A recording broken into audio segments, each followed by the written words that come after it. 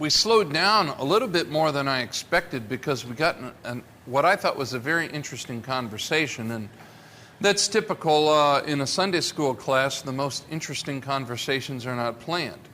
They just happen of themselves with indirect communication. Because in 12 to 19 chapters of Ezekiel, we have a series of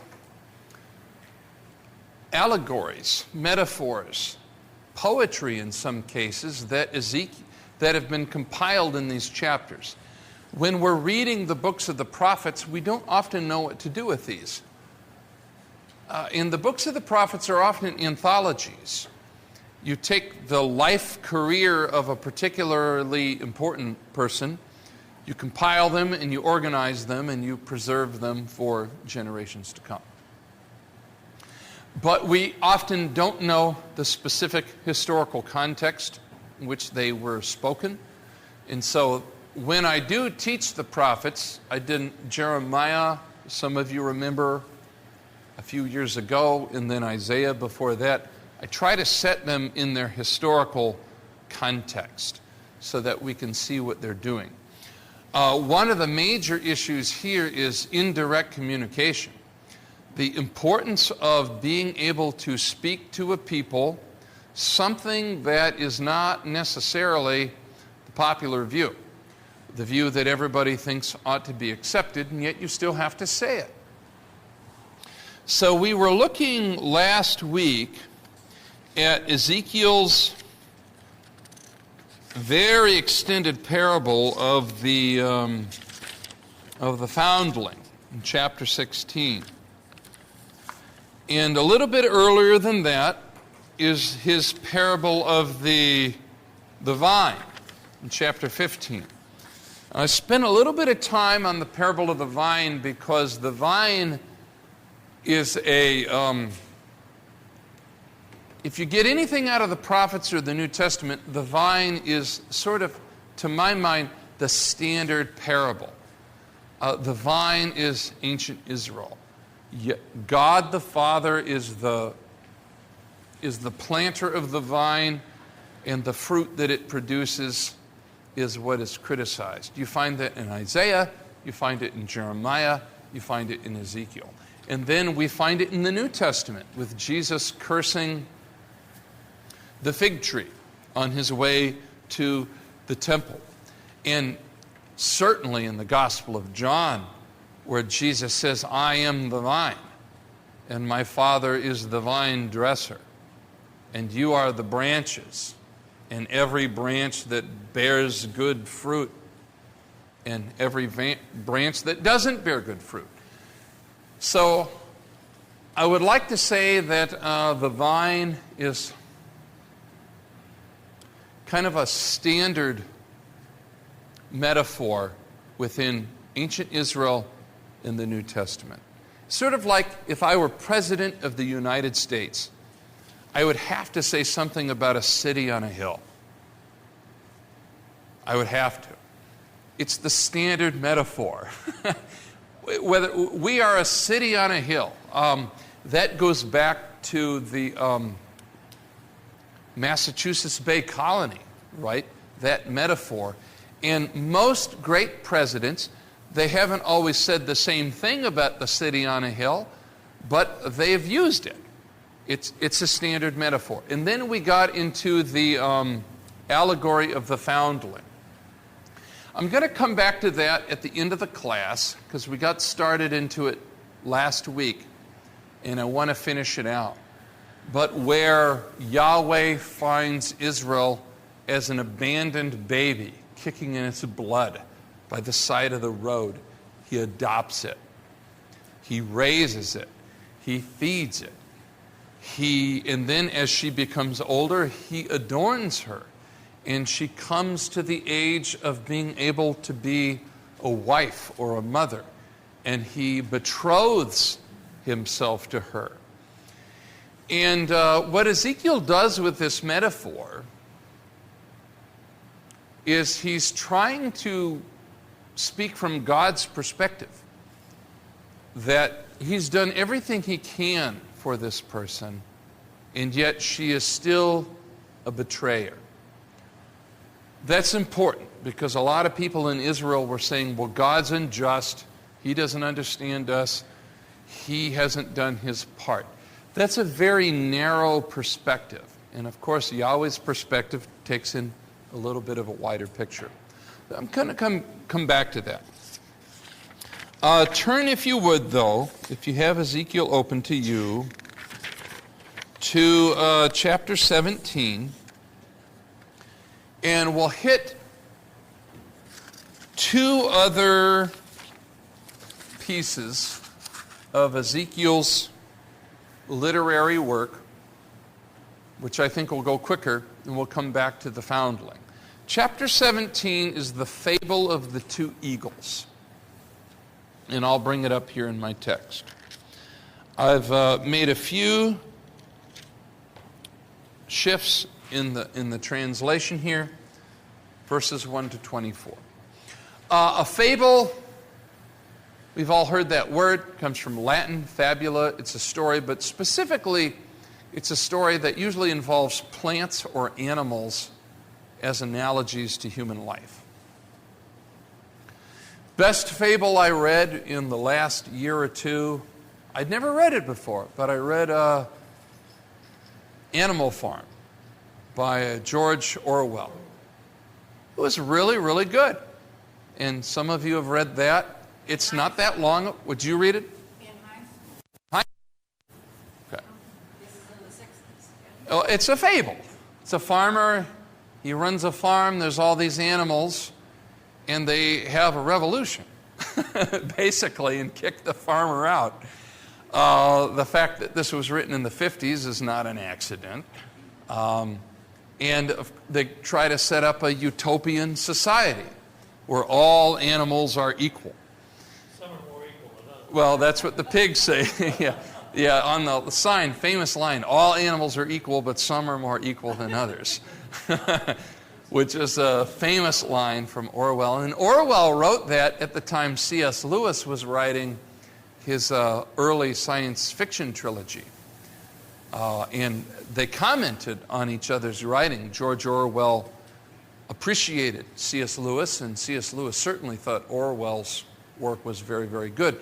So those are fables. They tell human stories in the language of plants and animals. So what we have here is a fable by Ezekiel of the two eagles. So I'm going to read chapter 17, verses 1 to 24. And I'm going to read from the lesson here. If you have the text in front of you, that's fine. There's a few shifts in translation in my lesson here. So I'll read from that. And I'll talk a little bit about it. The word of Yahweh came to me. Son of man, pose a riddle. Fables often have a hidden meaning. Tell a fable to the house of Israel and say to them, thus says Adonai Yahweh. So here we go. A great eagle with great wings and long pinions, rich in plumage of many colors, came to Lebanon, took the crown of a cedar, plucking its topmost shoot.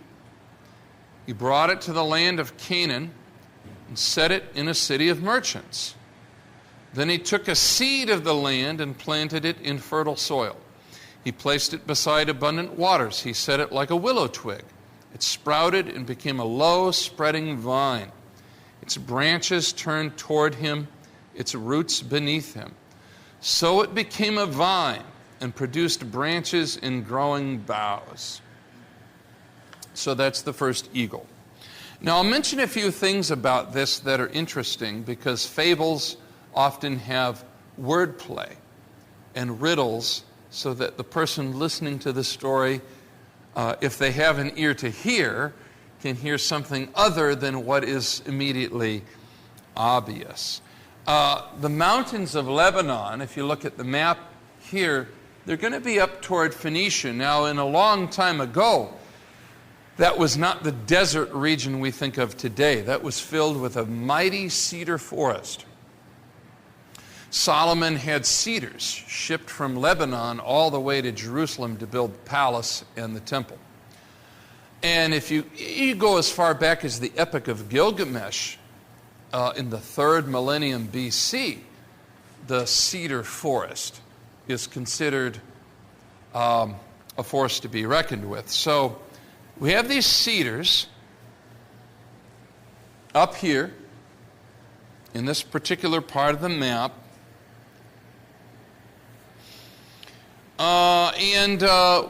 We read that the eagle is to take the crown of a cedar, plucking its topmost shoot, and bring it to the land of Canaan.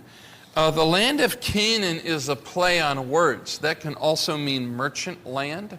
Some translations translate it merchant land because it is a place of commercial eminence.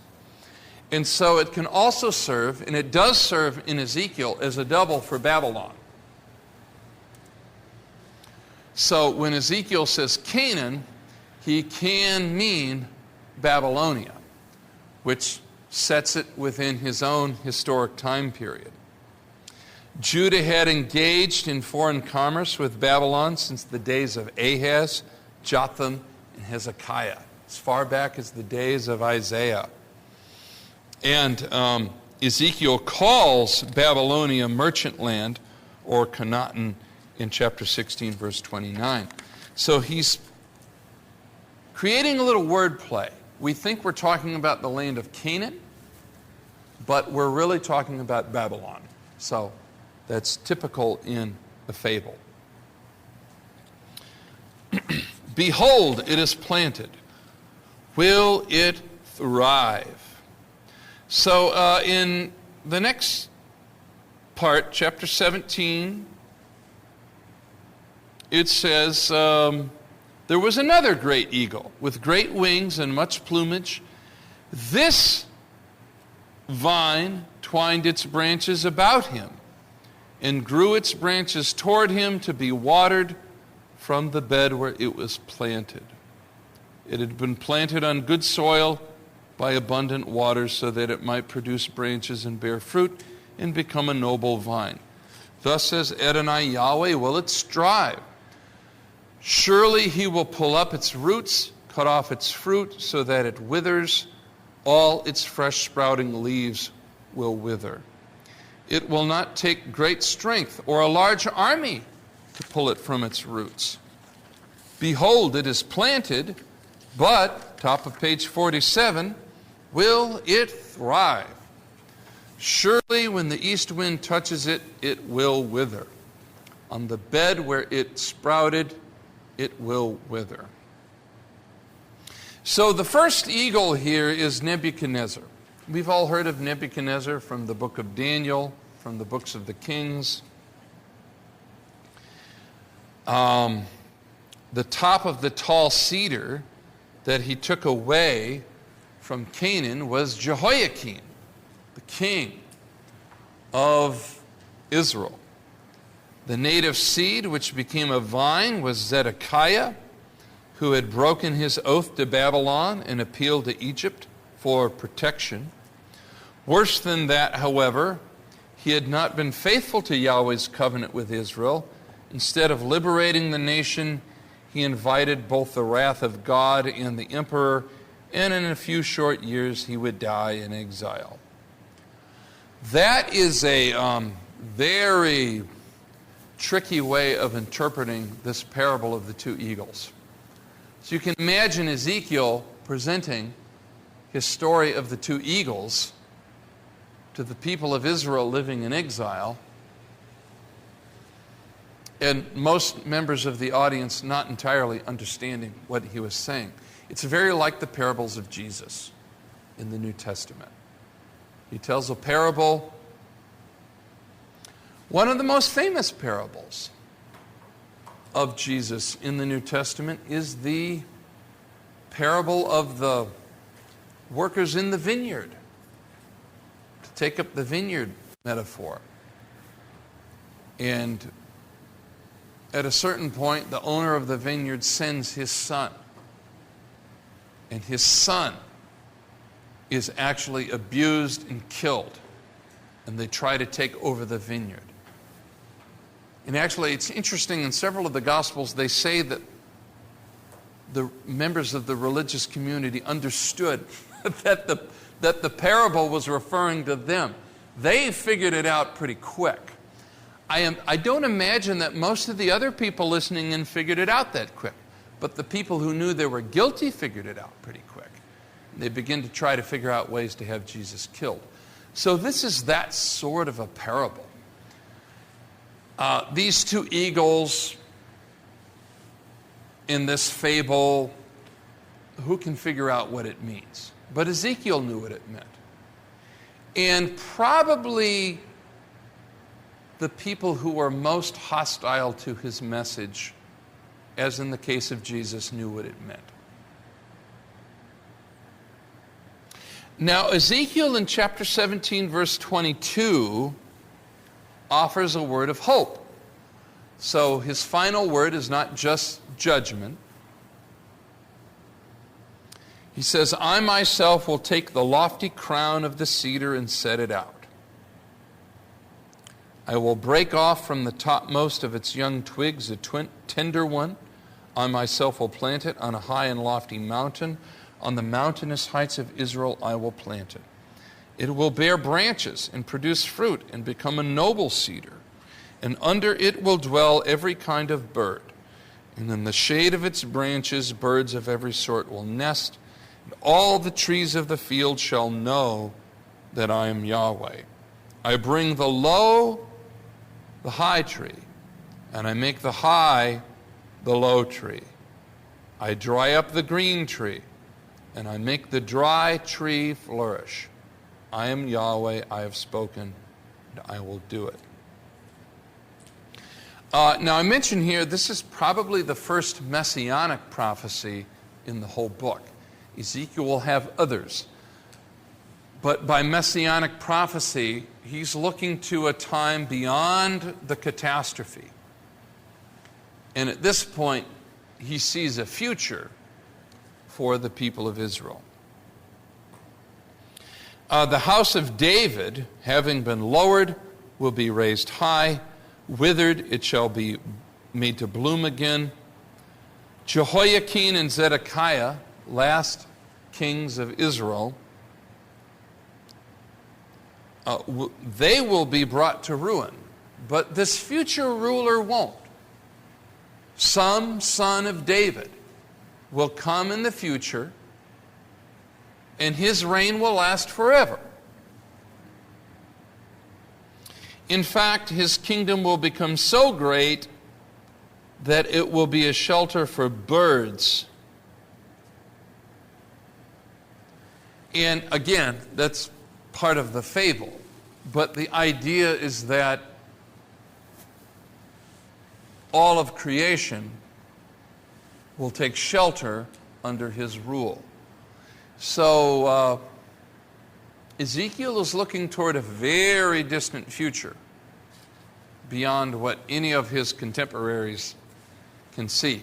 And in some ways this is awkward for him. I'll see if there's any comments, because on the one hand, he's predicting a catastrophe that nobody believes will happen.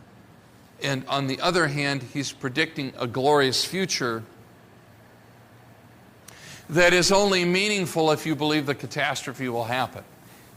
So sometimes people talk about a man ahead of his time. Ezekiel is many, many centuries ahead of his time.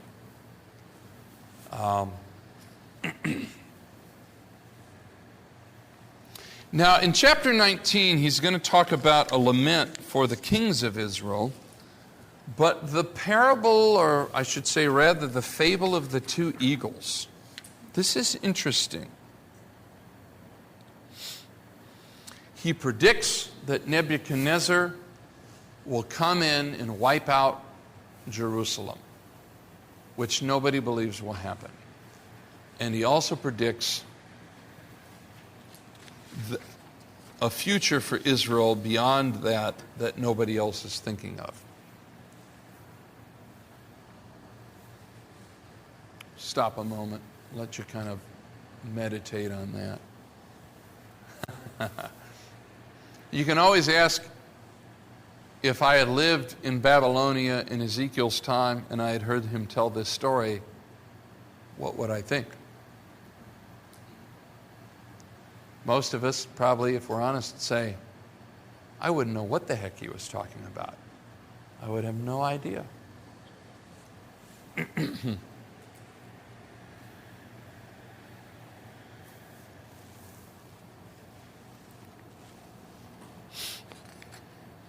All right.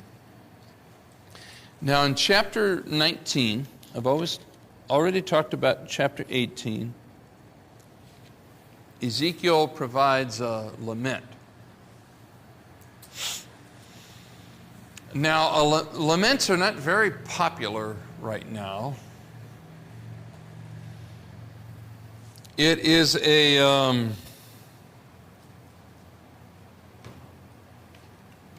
I don't know, do we have any laments these days? A lament, now I mentioned here on page 47, usually eulogize a person. There is an account of the splendor of their former life and the misery of their later one. So, David wrote a lament for Saul. And we still use that phrase, how the mighty have fallen. It's a lament because the mighty have fallen. It's a way of talking about the splendor of their former state, the lowliness of their latter state. And typically a lament will end or contain some word of hope for the future. It doesn't just end on a negative note, but it doesn't slur over it either. I'm trying to think of any modern lamentation is not like a popular form of literature or songwriting. What? We replaced lament with celebration of life. Yeah, celebration of life. So we have not a funeral, but a memorial with a celebration of life. So we don't really lament. So I don't think there is a lament in the modern world. Yeah, that might be. I'm gonna hang on this for about 30 seconds. Are there any good modern laments? Now, there's a scene in Lord of the Rings. Tolkien was an old-fashioned character where Gandalf spins into the vortex with the Balrog. I remember before the movies came out, I was reading Lord of the Rings to my wife. And the movies hadn't come out yet. We got to the end of the Fellowship of the Ring. Gandalf dies, or we think that he does. And I remember Becky turning to me and saying, I'm done with this series. I said, what are you talking about? I said, there's 2 books to go. She says, I don't want to read any further. And I said, we got 2 books to go. She said, no, unless you can tell me that Gandalf is still alive, I'm not going to read any further. I said, that's going to spoil the whole book.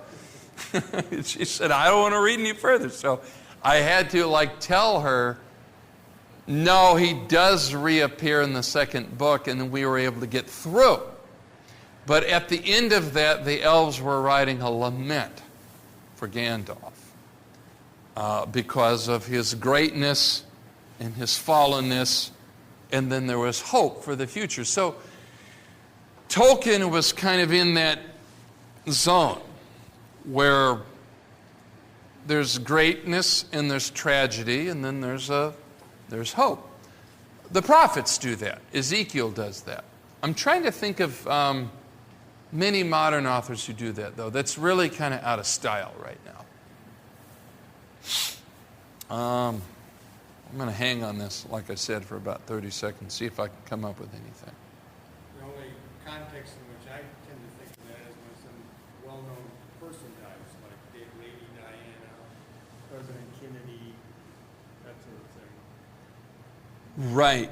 So you have the death of, say, Kennedy or Lady Diana, and there is a general outpouring of grief.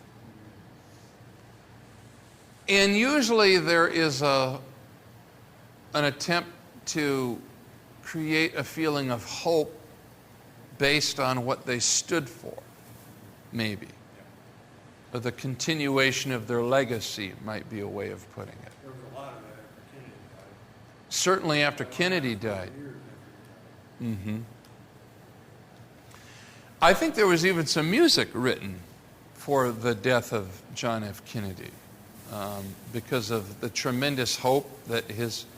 people have different opinions about his presidency, but I don't think you can question whether or not his presidency brought with it a great feeling of hope. I think that it did, and so his assassination brought with it a great feeling of catastrophe for a large number of people. So that's the sort of thing that we're dealing with here. Jeremiah wrote laments for the kings of Israel. Certainly King David did. And we have some of them in the book of Ezekiel. So in addition to writing fables and allegories, Ezekiel wrote laments. And they're contained here in the book. So if we look on page 47. Well, maybe one other thing. Oh, yeah. Laments were written, you've noted that this one is in Kenon measure, but laments were written in that meter. We do have something similar to that in modern life, in which we have certain musical lines that, da-dum-da-da-da. You hear something like that, okay, something bad's going to happen. And so Kenon rhythms were widely recognized, even outside of Israel, as being the rhythm of death, or the rhythm of lament. You can't get that in a Bible translation because it just doesn't come through. No, that is true. So one of the things when we're reading out of the text that we lose, we use the phrase lost in translation. But that is true. There is a rhythm and a pitch and a tone that conveys mood. And when you translate from one language into another, you almost necessarily lose it. Great translators will try to preserve it, but it's not easy to preserve. Boom, boom, ba-dum, boom, ba-dum, ba-dum, ba-dum. Boom, boom, ba-dum, boom, ba-dum. How many have heard that? Anybody know who wrote that? Yeah. It's, but we recognize it when we hear it, that the pitch and the tone and the rhythm conveys a sense of disaster. And so we have that here.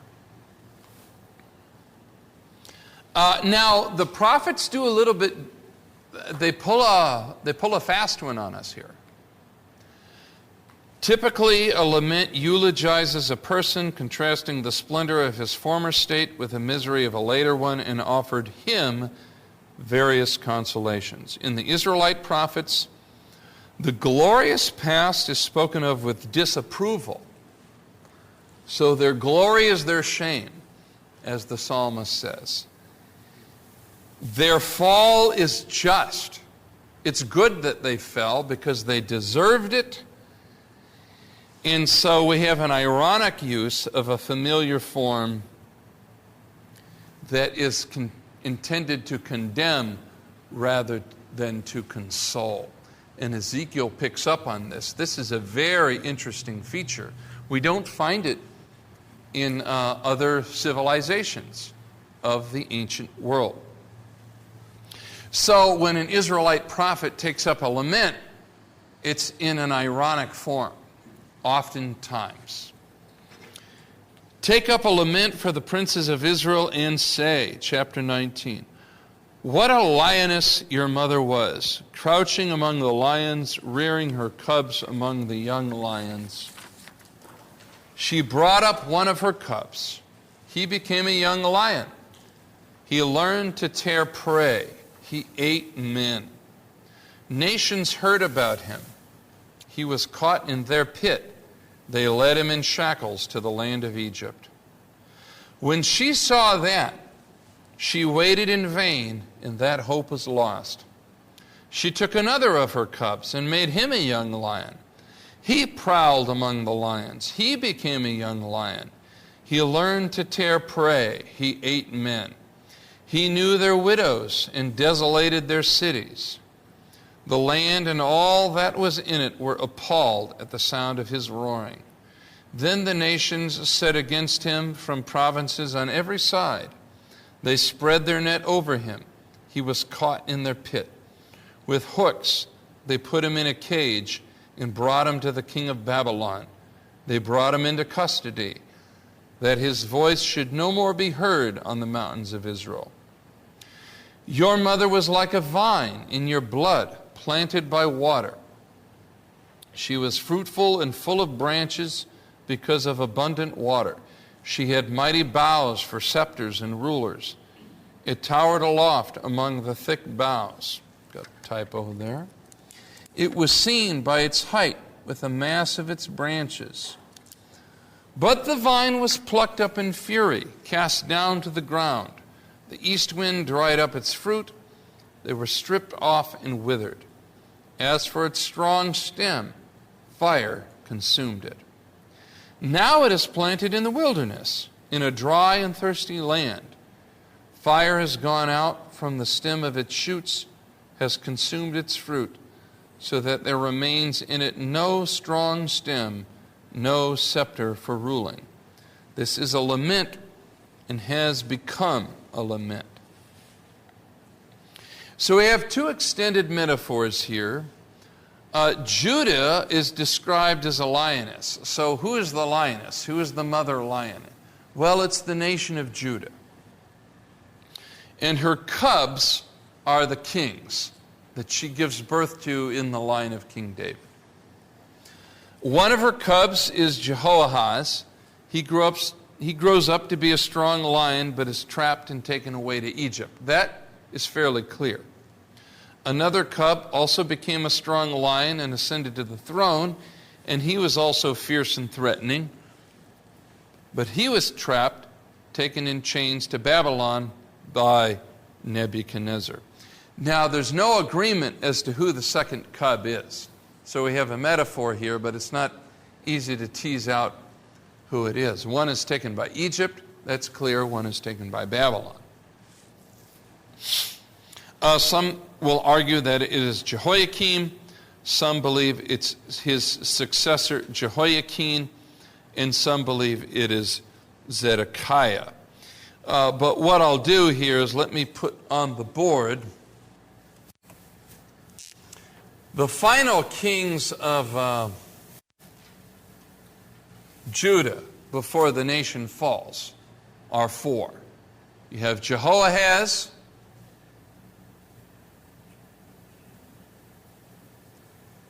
you have Jehoiakim with an M. I always tell that to my students because M comes before N, and it helps keep them straight. Because the next one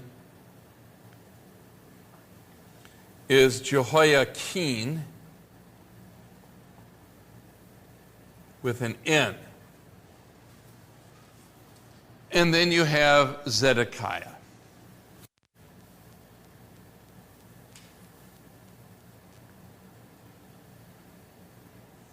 And I always tell the students that Z is the last letter in the alphabet.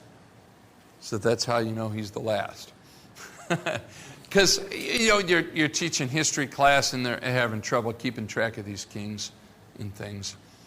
But once you get past Jehoahaz, Jehoiakim with an M, Jehoiakim with an N, and then Zedekiah. After that, the nation's done. Northern Israel has fallen. Southern Judah has fallen. During the time of Ezekiel, this is the king. Some of you know a little bit that Jeremiah the prophet is back in Jerusalem prophesying to Zedekiah while Ezekiel is in Babylonia prophesying to The exiles. Their two prophecies are going on at exactly the same time. And so when we look in the Old Testament, we see the book of Jeremiah, we see the book of Ezekiel. These are big, bulky, difficult books to get through. But they're like concentric circles. They're coming together at the same time. One is prophesying in Judah and Jerusalem. That's Jeremiah. One is prophesying in Babylonia. That's Ezekiel, happening at exactly the same time.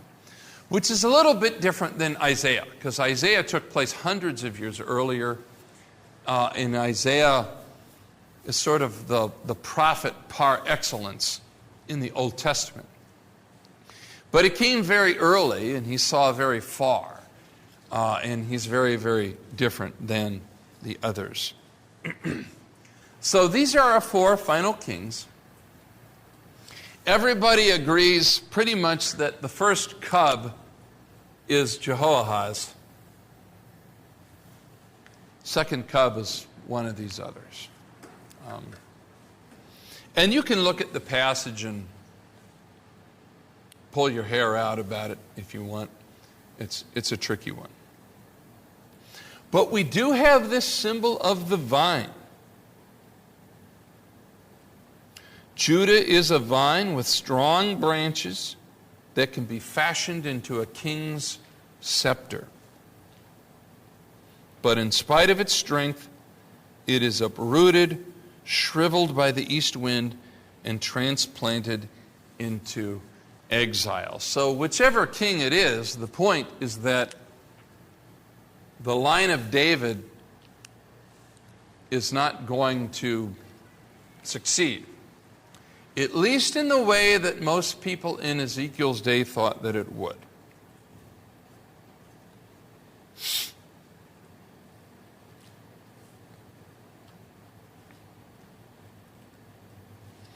So I mention here, what is Ezekiel's point? I've certainly taught out of the prophets before. I taught out of Isaiah, and I've taught out of Jeremiah and different prophets. I've had students at times that, you know, you're teaching a class and there's always a person in the back. At a certain point, they raise their hand and you say, yes. And they say something like, what is the point of all of this? Why are these prophets so depressing? What is it that they hope to communicate to the audience? And that's a fair question, because if you read the prophets, I don't know what your impression is. It's all doom and gloom and everything's going to go bad. Isn't that the sort of the general impression? You want to challenge that? No, when I'm looking for a cheerful night, you know, I'll crack open Ezekiel or Jeremiah, do a little reading. Just kind of puts me in a good mood, you know. But you still have to ask, what's the point? There must be a constructive point. That's true even in music. If you hit a dissonant note in jazz, that's fine, but it's only because you're going to do what? You're going to resolve it. What's that? You're going to make it right. You're going to make it right. If you hit a dissonant note, it's going to resolve into a good note. And I don't mind, many of you have seen the musical or heard the musical Les Mis. Les Mis is a wonderful musical, but there's a lot of ugliness in it. And a lot of people asked Victor Hugo about that in France. He says, you include a lot of, literature is supposed to be beautiful. There's a lot of ugliness in your literature. And of course, he said, well, yes, but the ugliness is there for the sake of the beauty. It's okay to include the ugly in your art or your music or your literature, but it still needs to be in the service of some good, some beautiful, something that is beautiful. And so we have to ask, what is the point of the prophets? Why do they focus so much on the negative. So I say here on page 48, the moral meaning of the present is to prepare its hearers for a future that will be different from the past. In other words, Ezekiel and Jeremiah, they're not just trying to depress their audience. The point of getting the people to embrace pain, embrace the pain and the suffering, is to prepare them for a greater future. So there is a point to it. And that's significant because if they don't embrace the pain of the present, they will not be ready for the glories of the future. They have to embrace the difficulty of the present. And that's why the focus is there. The popular imagery, and let me stop there and see if there's any questions or comments about that, because I think that's not only true of the prophets, there's a lot of life application there. Yeah, I think in the ancient world, where there was a lot of warfare, a lot of kingdoms conquering other kingdoms and so on, but in virtually all of those cases, they understood their wars to be religious wars, and it wasn't just a conflict of armies, it was a conflict of gods. So each nation had their patron deities, and then we go to war with another nation against its patron deity. And so the outcome of conquering someone is basically saying we beat the daylights out of you because our God is better than your God or bigger than your God. And the Babylonians were no exception. They're going to conquer Jerusalem and the people of Judah. And the storyline from the Babylonians is that we are able to do that because Marduk is bigger than Yahweh, and so we're going to defeat him and tear down his temple. The prophets are the ones that help Israel get through that and help them not to buy that line. Because the prophets are saying, yes, Babylon is taking over Jerusalem, and Jerusalem is going to fall, and your kings are going to die. But this is not due to the weakness of Yahweh. This is due to your sinfulness. And it's not due to the superiority of Marduk. It's due to the fact that you have broken covenant. And apart from that understanding, then they really don't have a way forward in the future. It's precisely because they understand that they are a kingdom under judgment that they actually have a future, and it is with Yahweh who is bigger than Marduk and all of the gods of the various pagan nations. But they have to understand their own liability and their own responsibility before they can actually look at the future. Oh, that's a good way of putting it. Even in bas-reliefs, you see armies in these big bas-reliefs in like the British Museum, and over their head there are deities that are in war with the other deities. I mean, it's a very, very religious way of looking at warfare, the gods against the gods. Well, and then the question is, who wins in the end? For Israel, one of the mighty questions is, why are we suffering? Why is our temple being destroyed? Why is our land being ravaged? The ancient answer to that is that it's because your God is a lesser God. And the prophets challenged that. Yahweh is not a lesser God. Israel struggles and suffers and goes through devastation because of her own, use the word, culpability, her own failure. But there's good news, I guess, gospel, in knowing that your troubles are your own doing. Because that at least means that God can save you from them. And so there's an openness to the future. There's an openness to the future of what God can do. So You know, when we recite the Nicene Creed, we don't have it as much in the Apostles' Creed. But in the Nicene Creed, they go through the Father, the Son, and the Holy Spirit. I believe in God, the Father Almighty, maker of heaven and earth. That's the Apostles' Creed. The Nicene Creed expands that a little bit and says, maker of all things visible and invisible, right? And then you go on to the Son. I believe in Jesus Christ, his only Son, our Lord. We go through the different events of the life of Christ, his death and his resurrection. The Nicene Creed is very interesting when it gets to the Holy Spirit. The Apostles' Creed said, I believe in the Holy Spirit. The Nicene Creed calls him the Lord, the giver of life. And then adds this phrase, he has spoken through the prophets, which I think is a valuable thing to say. The Holy Spirit has spoken through the prophets, which is to say, Isaiah, Jeremiah, and Ezekiel, people like that, looking forward to the time of Christ. He has spoken through the prophets. The idea being that the failure of Israel encapsulates the failure of every individual person and of all nations that have ever existed, and opening the door to the reign of Christ. So it's a very, very powerful way of some of what we're talking about here, some of what Ezekiel's talking about, some of what you mentioned there in the ancient world is encapsulated in the Nicene Creed. The Holy Spirit has spoken through the prophets.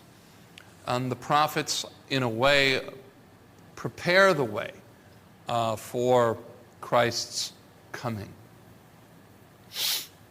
And also the failure of Israel stands in contrast. The failure of Israel is not the failure of God.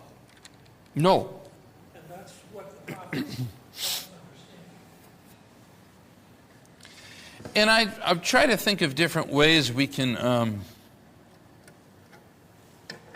kind of apply that to our own particular scenario. What do I got? 5 minutes here? Put my watch over here. Ancient people were more collective in their thinking. They thought of themselves as members of a nation, of a family, of a group. In America, we're much more individualistic. We try to think of our religious lives almost in terms of our own particular destiny. But there's not something, maybe there's a way of thinking about that.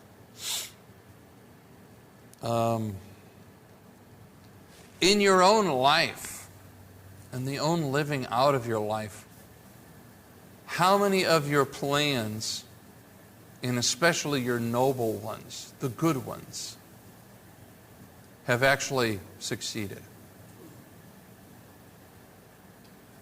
Try to think back when you were 15, 16, 17, 18 years old. That's usually the time when people of a particular sort project a vision for their future. And it may even be a Christian vision. It's not just, it's just a pagan vision of I want to have pleasure, gold and guns and girls. Okay, fine. So there's pagans who live that way. But even Christians go through that, and they have a vision for becoming a certain kind of a person, creating a certain kind of a life. And how often does that actually succeed? So I don't see too many hands raising here. And I'm 46. I'll just tell you from the front, it didn't succeed in my case. I've had some success with certain kinds of things in my life. But there's other areas of my life where I don't necessarily feel that I'm a better person than I was back then. Though I projected to be, I wanted to be a better person. And the circumstances that I sought to create haven't come to fruition. They haven't actually played out.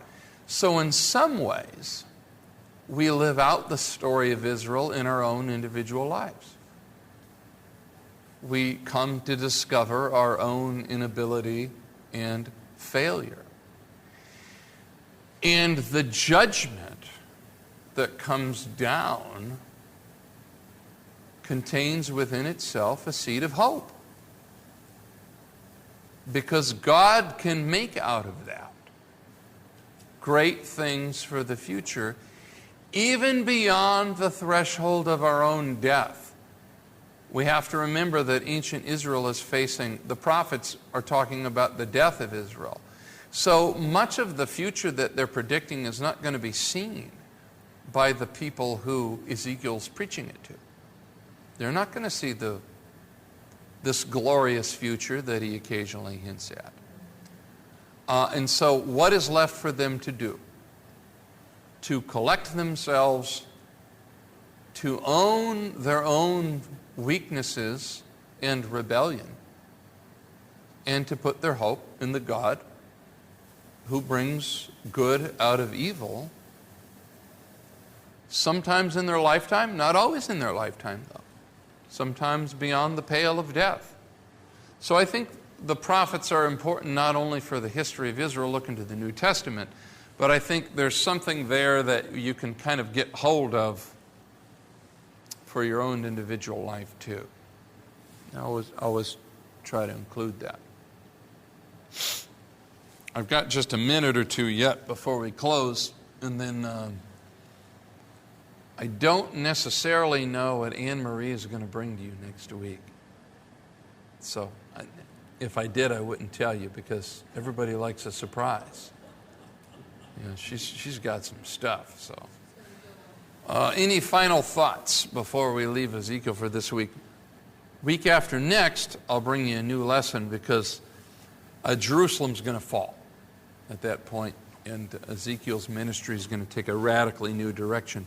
Up to this point, he's had to talk to a lot of people who really didn't really believe him.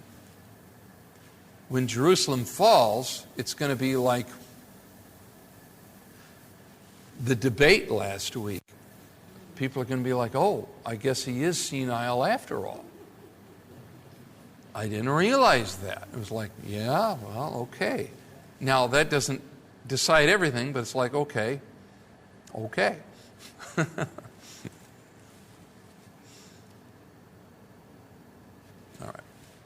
right. Yeah. Last comment from, I've been making too many already. That's all right. I got to get a little of that back and forth. I think God is the only one who can treat evil redemptively. He can bring beauty out of ashes.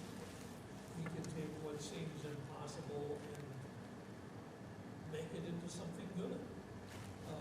He can deal with evil circumstances, evil situations, and treat them redemptively in some way. And he does that again and again. Well, and I think we need that on two levels. I'll close with this thought, and then we'll go grab a bite to eat. But we need that in coming to faith to put behind us sort of the life of aimlessness and wickedness that all of us live as human beings. But as religious people, maybe we're raised in a religious home or we grow up religious, we still need that. Because the old forces of evil still operate in and through and within religious circles. It's not the case that when we become religious, now we get a template for all of the right intellectual and moral decisions of life. And now we just move forward with victory. That's not how it happens at all. That's certainly not how it happened with Israel. Israel was a special nation. The nation of Israel, as the Apostle Paul says, was entrusted with the very oracles of God. And yet they still failed. And I think every Christian experiences that too in their own individual life. You're entrusted with the very oracles of God. And yet, you're still going to experience failure in your life. and you will still need that redemptive grace of God to carry you through to the end. So that's a good place to end. Thank you. I will see you 2 weeks from today. We'll go see what they've prepared downstairs. Thank you very much.